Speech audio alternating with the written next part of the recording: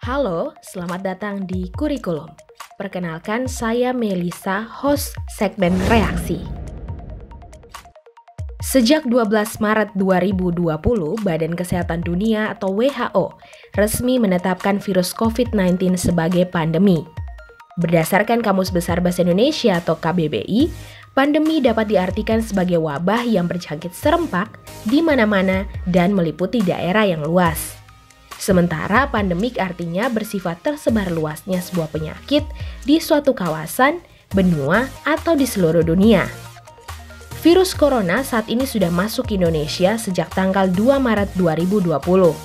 Berbicara mengenai virus, sebenarnya sejak dahulu manusia di bumi sudah sering berhadapan dengan berbagai jenis virus, mulai dari yang tidak dapat disembuhkan sama sekali, sampai dengan yang berhasil ditemukan obatnya. Sebut saja wabah bubonik atau Black Death yang melanda Eropa pada abad ke-14 dan diperkirakan membunuh lebih dari 30-60% populasi di Eropa. Lebih dari 1.000 korban jiwa di Perancis dan menewaskan lebih dari 12 juta orang di seluruh dunia. Virus ini berasal dari bakteri Yersinia pestis dari kutu tikus yang mengakibatkan penghitaman kulit pada penderita. Nah, walaupun virus ini sudah ada sejak 200 tahun yang lalu dan sudah ditemukan vaksinnya, namun masih ada beberapa negara yang melawan penularan penyakit ini. Hal ini dikarenakan gaya hidup yang tidak bersih serta kurangnya pengetahuan tentang kesehatan dan vaksin. Selain di benua biru Eropa, ada pula pandemik yang berasal dari benua Afrika pada tahun 1976, yaitu Ebola, yang disebut-sebut sebagai salah satu penyakit mematikan. Ebola pertama kali ditemukan di Guinea tahun 2014 dan membunuh 11.325.000 orang dari total 28.600 yang terinfeksi. Nama Ebola sendiri diambil dari sungai Ebola yang dekat dengan daerah terinfeksi virus ini, yaitu Yambuku di Kongo.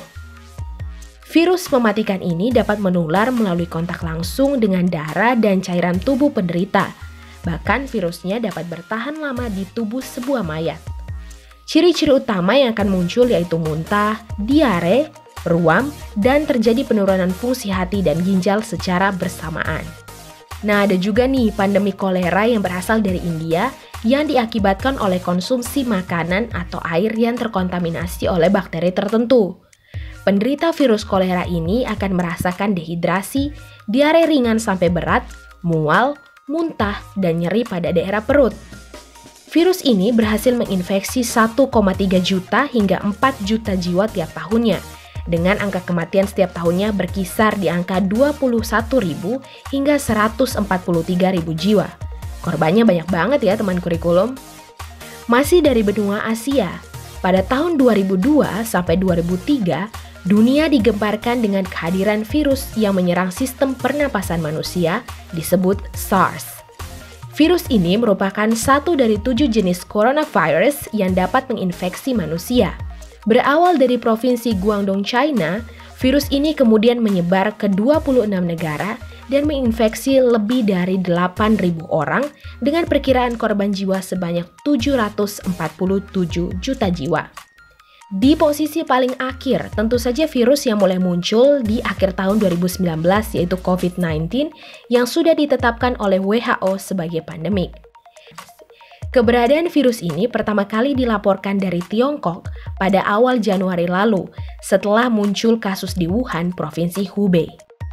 Ciri-ciri penyakit ini juga dianggap hampir mirip dengan kasus batuk dan pilek pada umumnya, sehingga tidak mudah untuk dideteksi. Penderita awal akan mengalami batuk, letih, sesak nafas, dan ngilu di seluruh badan, dan secara umum akan merasakan tidak enak badan. Sangat mirip kan dengan demam biasa? Sampai saat ini tercatat lebih dari 100.000 orang yang terinfeksi, dengan jumlah kematian sebanyak 5.829 dan 73.000 lebih yang sembuh di seluruh dunia.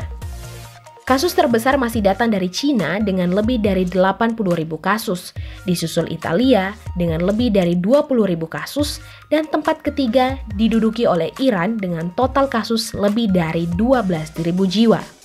Melihat 5 kasus virus terbesar di dunia ini, sebenarnya kita bisa menarik kesimpulan bahwa hidup bersih dan sehat itu memang penting sekali. Hal-hal sederhana yang mungkin saja kita abaikan seperti mencuci tangan dengan bersih, tahu etika batuk dan bersin, tidak membuang sampah sembarangan dan meludah sembarangan, sampai dengan mengonsumsi makanan yang bersih dan sehat seharusnya bisa kita terapkan. Kita seharusnya menerapkan pepatah bersih pangkal sehat karena sejatinya itu benar. So, kurikulum hanya bisa pesan ke kalian semua, jaga kesehatan dan rajin cuci tangan. Kurangi kegiatan menyentuh wajah dan berada di keramaian. Jika tidak mendesak, manfaatkan saja teknologi untuk stay in touch dengan kerjaan dan teman-temanmu. Kira-kira bagaimana pendapat kalian mengenai informasi kali ini? Kita tunggu ya di kolom komentar. Jangan lupa untuk subscribe dan juga nyalakan notifikasi lonceng biar kalian tahu kalau kurikulum update video baru.